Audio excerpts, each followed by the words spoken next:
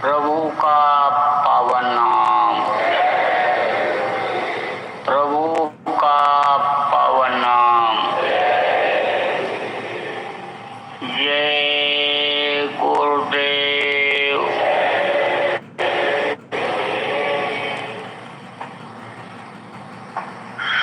सर्वसमर्थ सर्वत्र स्मरणीय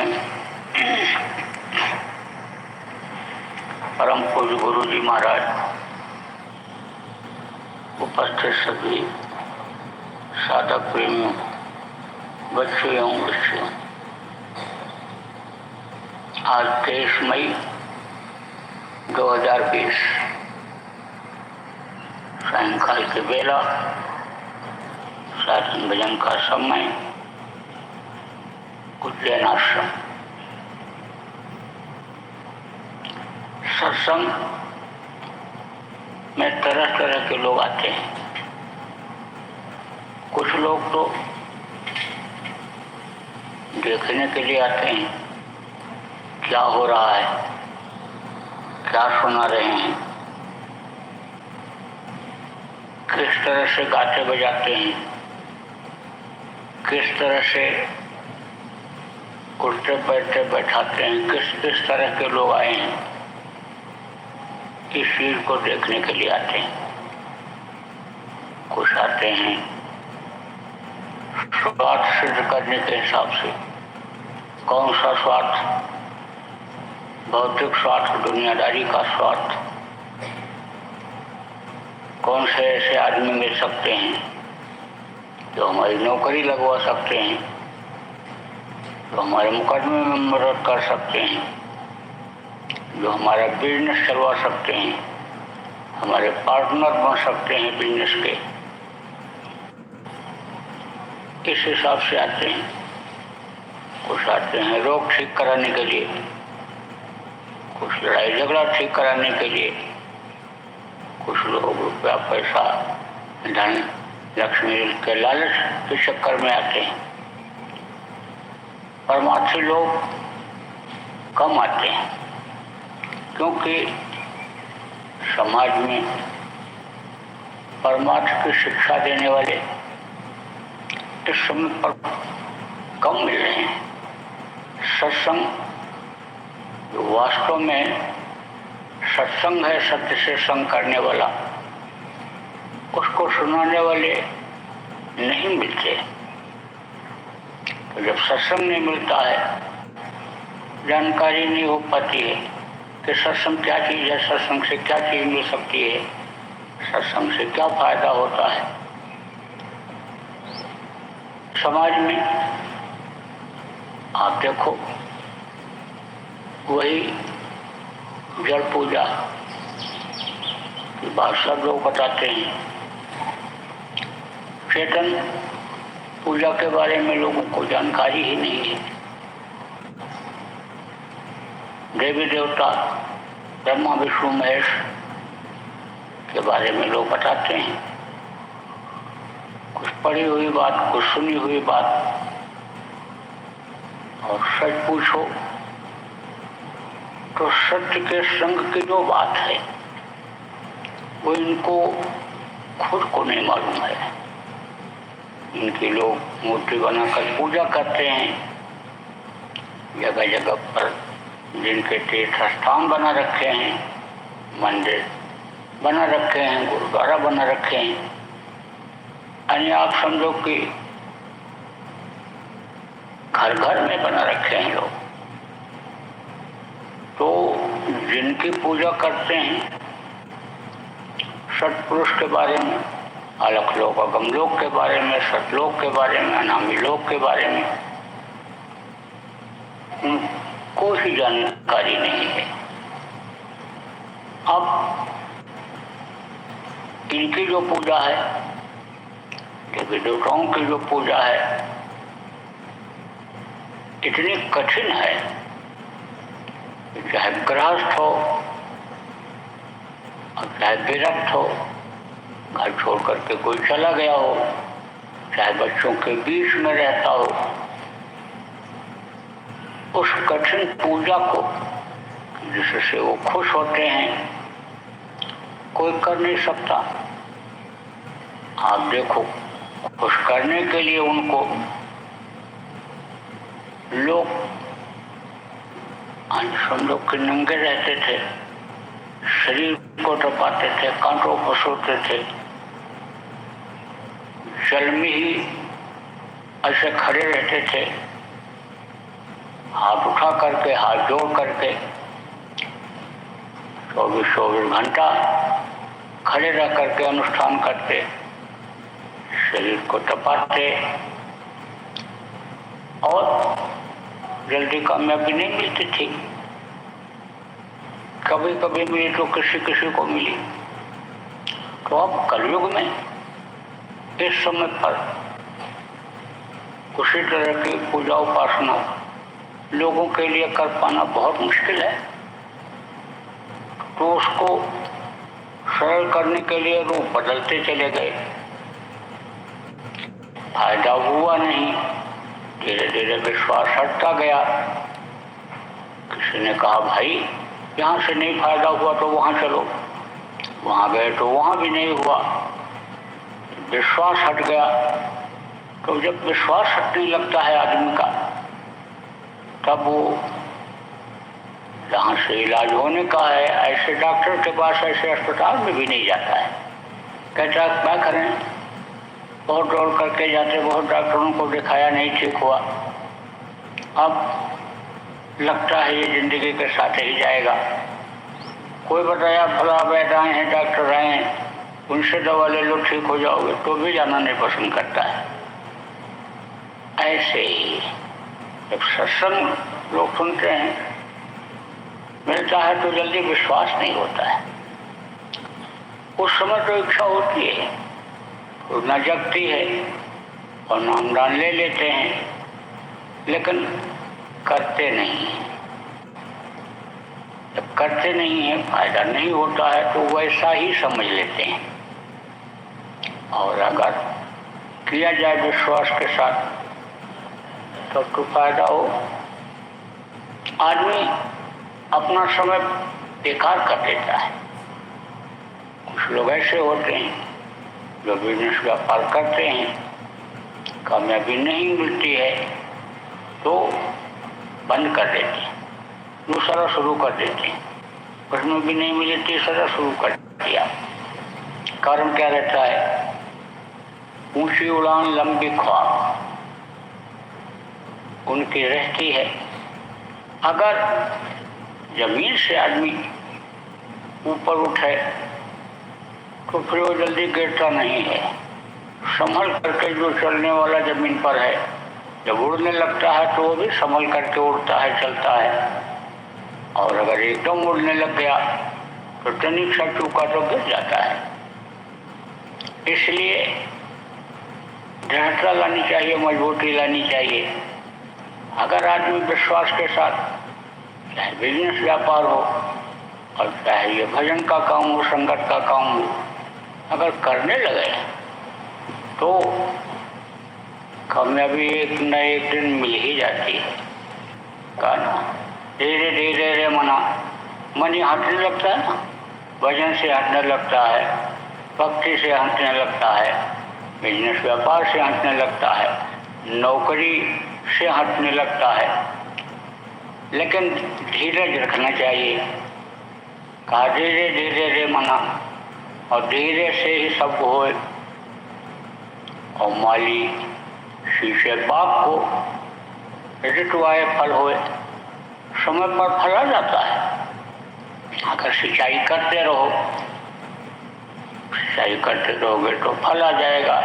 ऐसे ही विश्वास के साथ, दृढ़ता के साथ अगर भजन ध्यान सुमिरन करते रहें तो किसी न किसी दिन फल मिल ही जाता है। कुछ समय पहले न तो रेलगाड़ियाँ थीं, न मोटर कारें थीं और न ही ट्रकें थीं। आज की तरह से साधन सुविधा नहीं थी, लेकिन आदमी का सब काम होता था, सब चलता था। उसी तरह की उन लोगों ने व्यवस्था बना रखी थी। तो गांव से सामान लेकर के शहरों में लोग जाते थे बेचने के लिए, और शहर का जो सामान रहता था गृहस्थी में प्रयोग करने वाला, उसको लेकर के यहाँ आते थे। जिस तरह से व्यापारी समय पर सामान ट्रकों में मंगाता है, ऐसे उस समय पर ऊंट पर, बैल पर, घोड़े पर लाद करके लोग ले जाते थे और उधर से लाते थे। जैसे बहुत से लोग गल्ला बेचने के लिए जाते हैं और उधर से साग सब्जी, मिर्च मसाला, खाद पानी उसी गाड़ी पर रख करके ले आते हैं। ऐसे ही पहले भी होता था। तो मिट्टी है, मिट्टी से बड़ा इलाज होता है।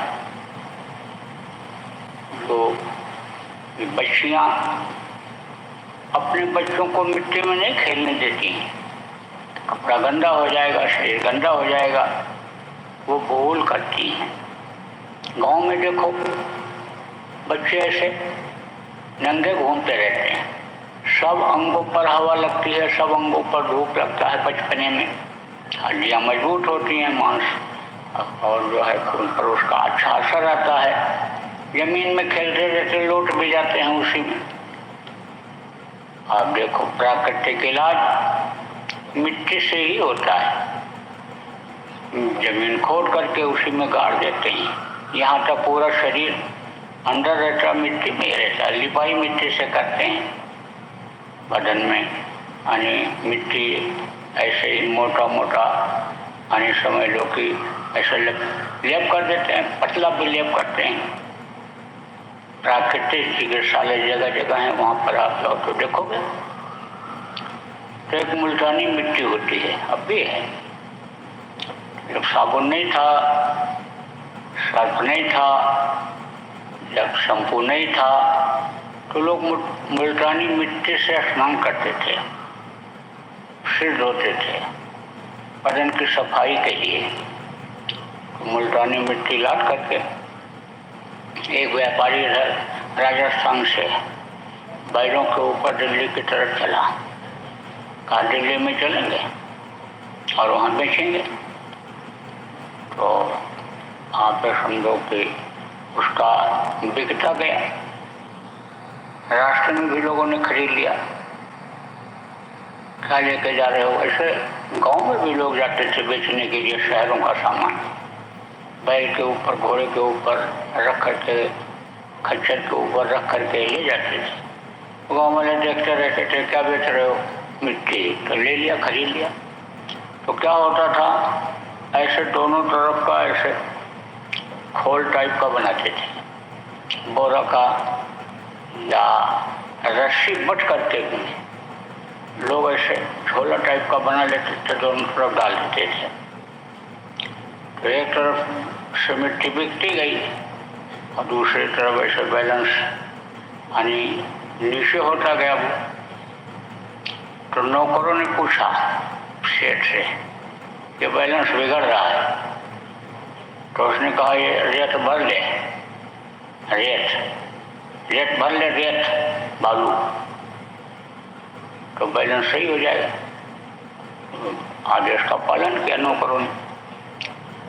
दिन में कहीं रुक करके पानी पत्ता पीते थे, जगह जगह कुआं रहता था, बाल्टी रखी रहती थी, पानी भरे, कोई भी आवे भरे।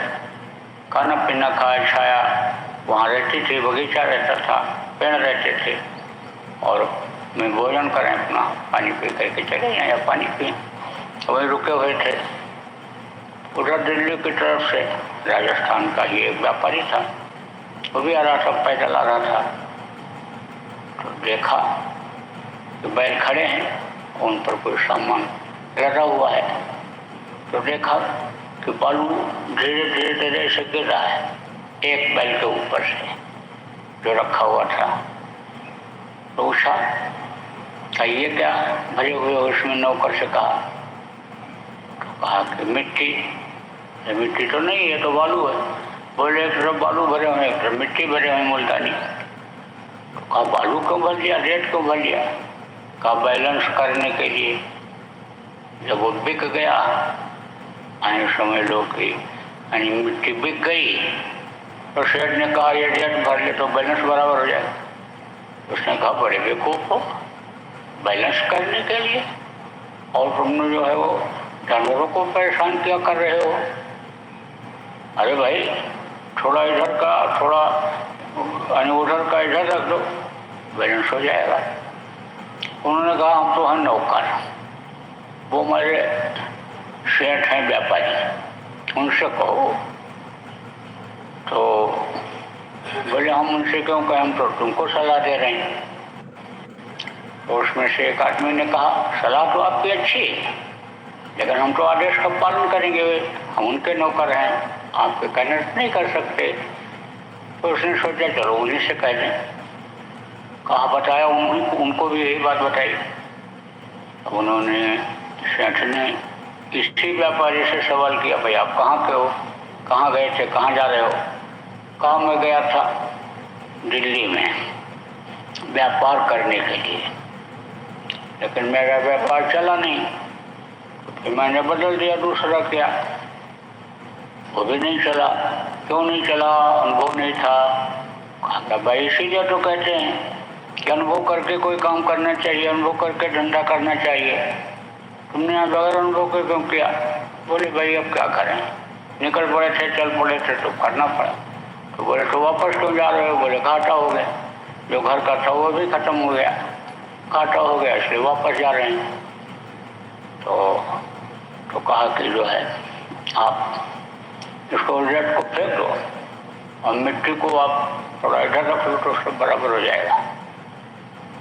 नौकर खड़े थे, सेठ से पूछे कर दें। बोले घाटे का सौदा हमको नहीं करना है, घाटे का सौदा ये करता है।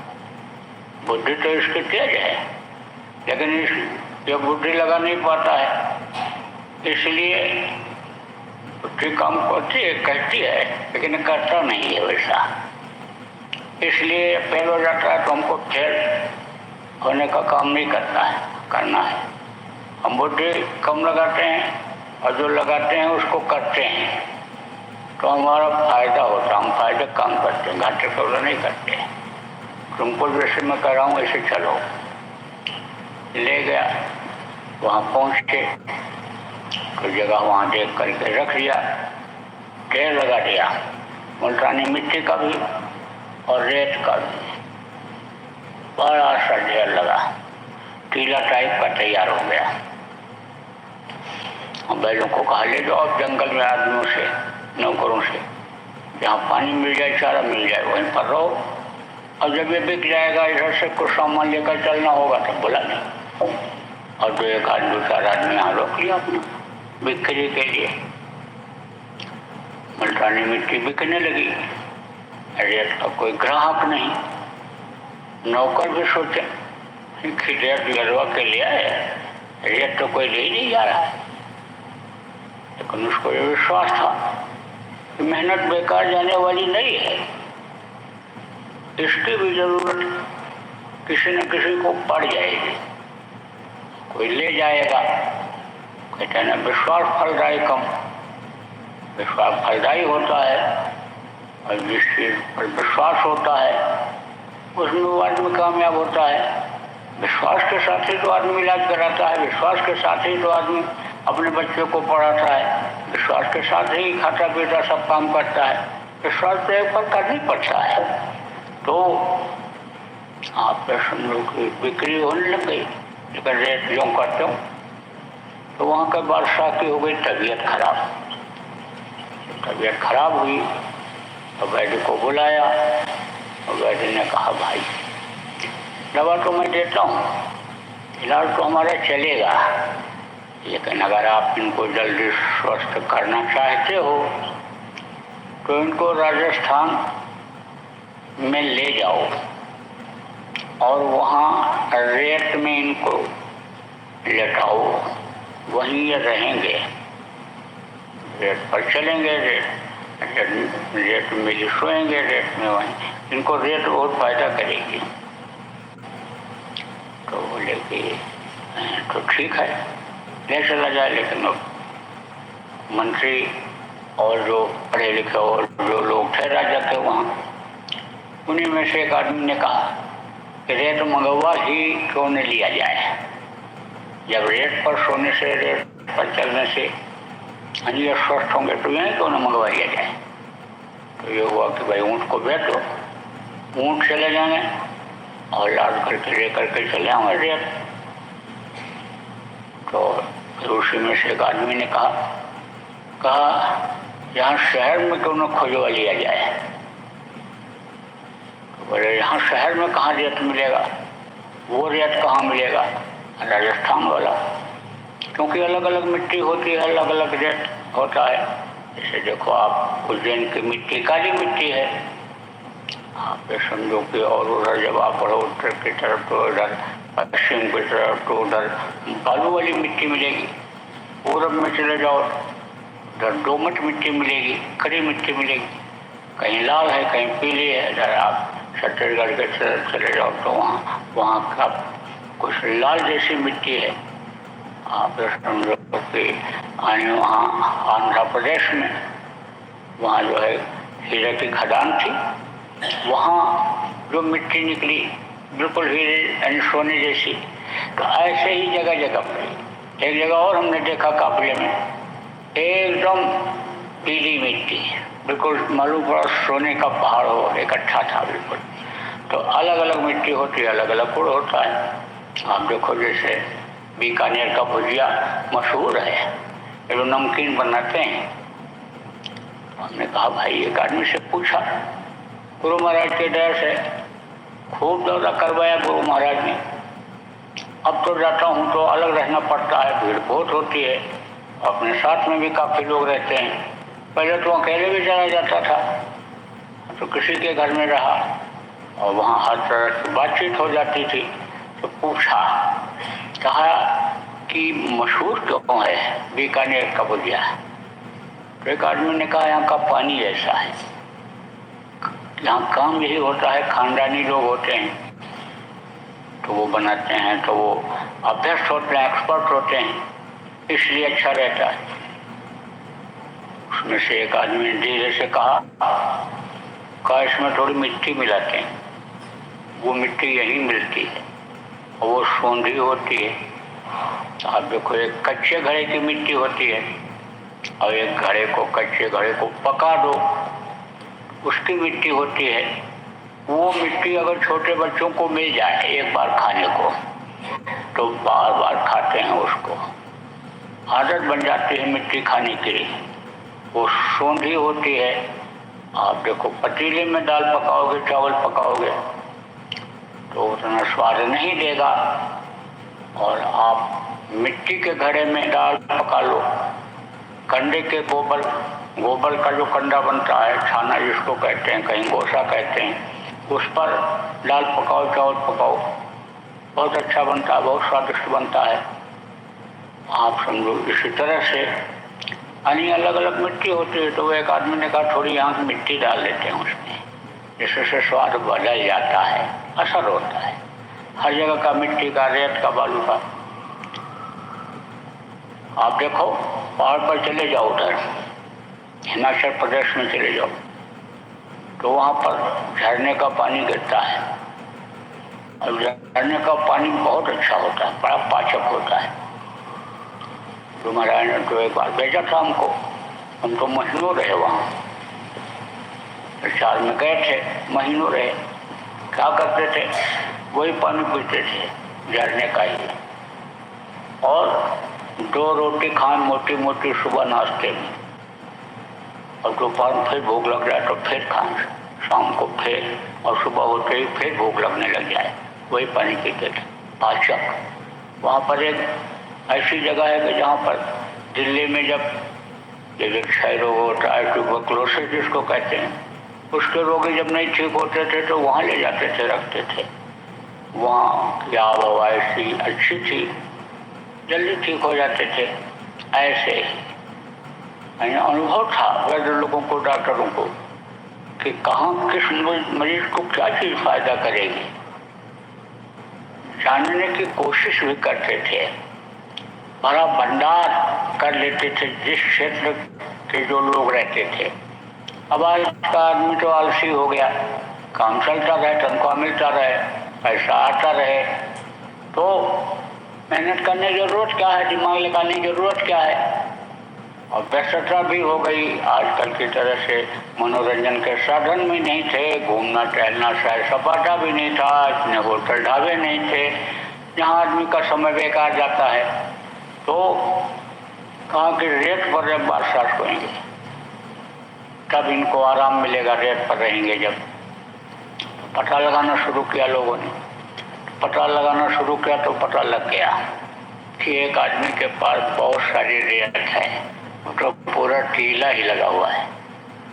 तो राजा के आदमी गए पूछे कि रेत क्या भाव है। उसने कहा जो भाव ये मिट्टी है वही भाव देते हैं, जो मुल्तानी मिट्टी है वही भाव देते हैं। तो राजा बादशाह के पास पैसे कमी रहती नहीं थी, पैसा दे करके और तुरंत सब उठवा लिया, सब बिक गया। कहने का मतलब ये है कि आदमी को निराश होने की जरूरत नहीं है। सुमिरन ध्यान भजन आप करते रहो प्रेमियों, विश्वास रखो इस पर, इधर उधर भटकने की जरूरत अब आपको नहीं रह गई। और विश्वास के साथ अगर आप लगे रहोगे कामयाब हो जाओगे। ये जरूर है कि संयम नियम ये जानना और उसका पालन करना ये जरूरी होता है। संयम नियम के साथ इस मानव मंदिर को साफ सुथरा रख करके और लगे रहोगे तो लगे रहना अच्छा होता है।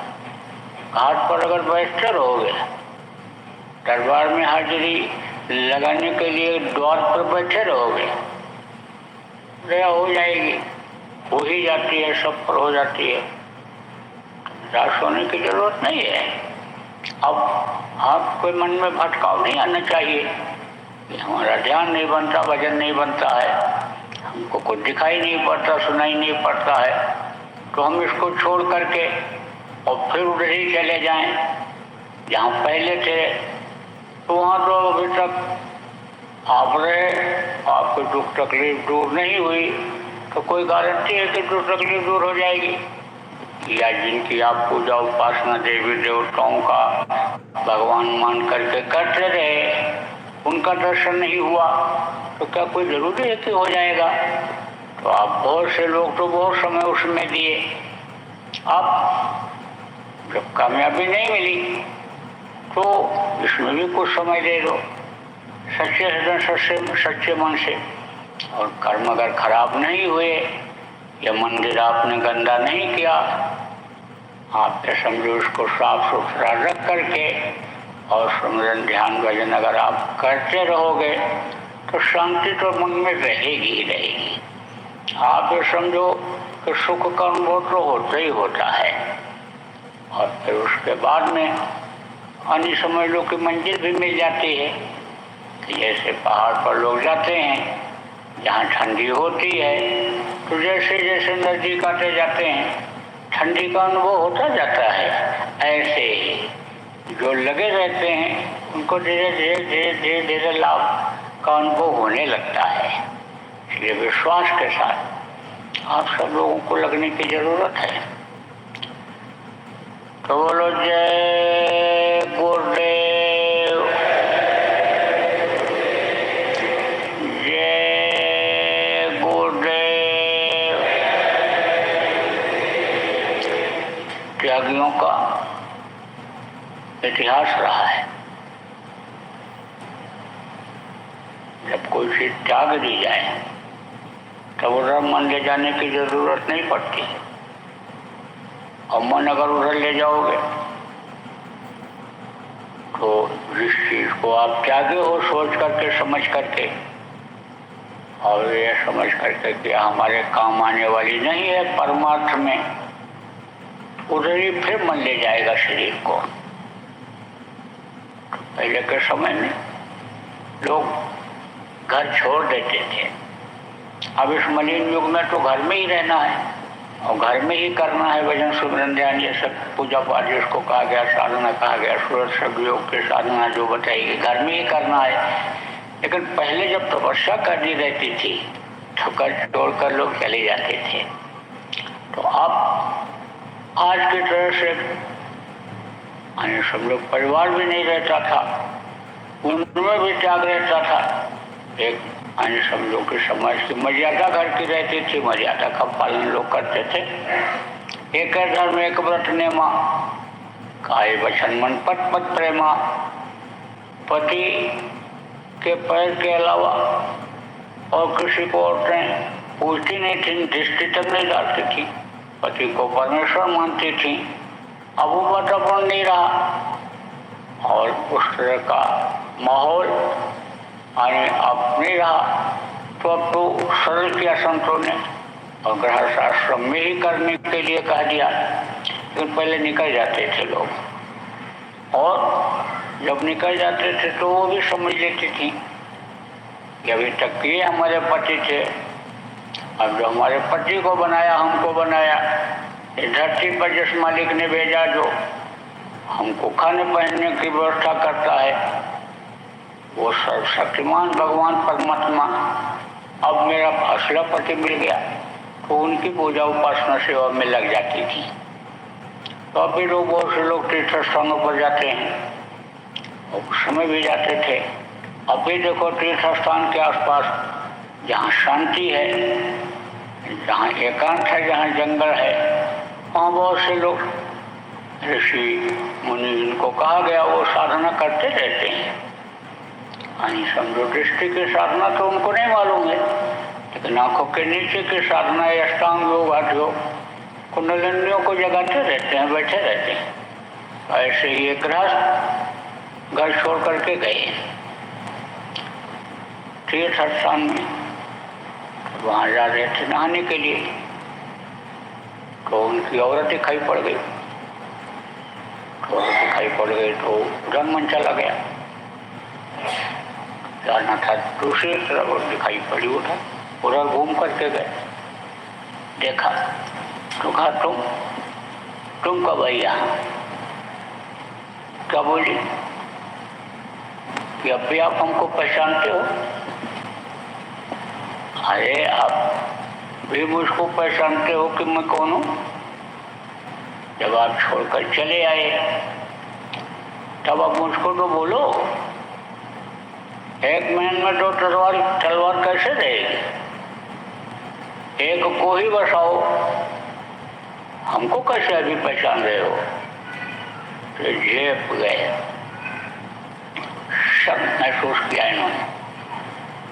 तो ये सिर को ऐसे नीचे ही किए रहते थे, देखते ही नहीं थे किसी की तरफ। औरत को तो छोड़ो, आदमी को भी नहीं देखते थे। लेकिन अब रास्ता तो देखना ही है, तो जब कहीं से चलते तो रास्ता तो देखते कि भाई ये रास्ता कहाँ गया है, किधर गया है। ऐसे देखते चले जाओ, कुछ अंदाजा नहीं लगेगा। तो जब देखते थे तो आगे की और भी चीजें दिखाई पड़ जाती थी। तो जा रहे थे स्नान करने के लिए। एक आदमी गृहस्थ अपने छोटे बच्चे को लेकर के वो भी जा रहा था। जब उसको देखा तो अपने बच्चे की याद आ गई। मन उधर चला गया, लगा उधर चला गया। जब उधर चला गया तो बच्चे से प्रेम हानि हो गया, उस बच्चे से भी, लेकिन दूसरे का बच्चा। और तब तक पहुंच गए वहाँ समुद्र के किनारे जहाँ स्नान करना था। तो वहीं पर एक समुद्र के किनारे टीला था, उसी पर उन्होंने अपने कपड़े रख दिए और फिर स्नान किए। और वो आदमी एक बच्चे का कपड़ा उतार करके और ले गया, बच्चे को स्नान करा करके और लाया वहीं टीले पर बैठा दिया। और तब तक ये भी स्नान करके आए, अपनी लंगोटी वगैरह पहनने लग गए, कपड़ा जो लपेटते थे लपेटने लग गए। तब तक वो गृहस्थ बोला, कि हमारे बच्चे का जरा ध्यान रखिएगा, मैं भी स्नान करी हूँ। तो स्नान करने के लिए गया और आ गई लहर समुद्र की, तेज लहर आई और उस आदमी को बहा ले गई। देखते देखते ऐसे आदमी समा गया समुद्र में। अब ये सोचें क्या करें, कपड़े उसके यहाँ रखे हैं और बच्चा यहाँ बैठा हुआ है, अब क्या करें।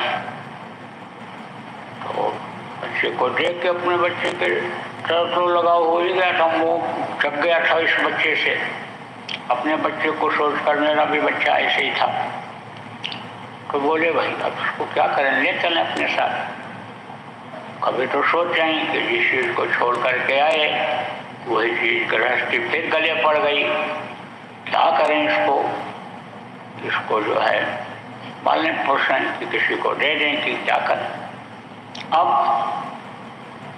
साथ में जब लाए और बच्चा से मोह हो गया, प्रेम हो गया, तो भजन के बजाय उसमें समय ज़्यादा लगने लग गया, ध्यान के बजाय उसमें समय ज़्यादा लगने लग गया। फिर उन्होंने सोचा भाई मेरा लक्ष्य क्या था, उद्देश्य क्या था, किस लिए मैंने गृह त्यागा, परिवार को त्यागा। फिर अगर उसी में फंस जाएंगे तो फिर कैसे हमारा जीवात्मा का काम बन पाएगा। फिर उन्होंने त्याग करने के लिए सोचा, और जब त्याग करने के लिए सोचा तो त्याग किया। लड़के को ले गए, अनाथ आश्रम पर कर दिया और फिर आकर के फिर लग गए। कहने का मतलब ये है कि इस तरह की बाधाएं जीवन में आती हैं, लेकिन आदमी को दूसरे का कूड़ा नहीं इकट्ठा करना चाहिए और जिस चीज़ को कूड़ा समझ ले फिर उसको जो है वो कीमती सामान न समझे, अपने प्रयोग में न लावे, तो वो कामयाब हो जाता है। अब यहाँ पर तो गृह भी नहीं त्यागना है, बच्चों को भी नहीं त्यागना है। यहाँ त्यागना किसको, त्याग किस चीज़ का करना है, मन की इच्छाओं का करना है, क्योंकि मन की इच्छाएं अनंत हैं। वो इच्छाएं खत्म हो जाए, उसका त्याग कर दिया जाए और फिर उधर मन को न ले जाया जाए। जो इंद्रियों को सुख देने वाली हैं, इंद्रियों को भोग में फंसाने वाली हैं, उन इच्छाओं का दमन किया जाए और फिर मन उधर न ले जाया जाए, तो इस समय पर बड़ा त्याग होगा। और थोड़ा भी अगर ऐसा हो गया, पहले तो बहुत बहुत त्याग किया लोग, अगर थोड़ा भी त्याग मन का, इच्छाओं का, तृष्णा का कर दिया और इधर से ध्यान हटाकर उसकी तरफ लगा दिया, तो उतने में एक काम बन जाए, उतने में फिर सब काम बन जाएगा। तो बोलो जय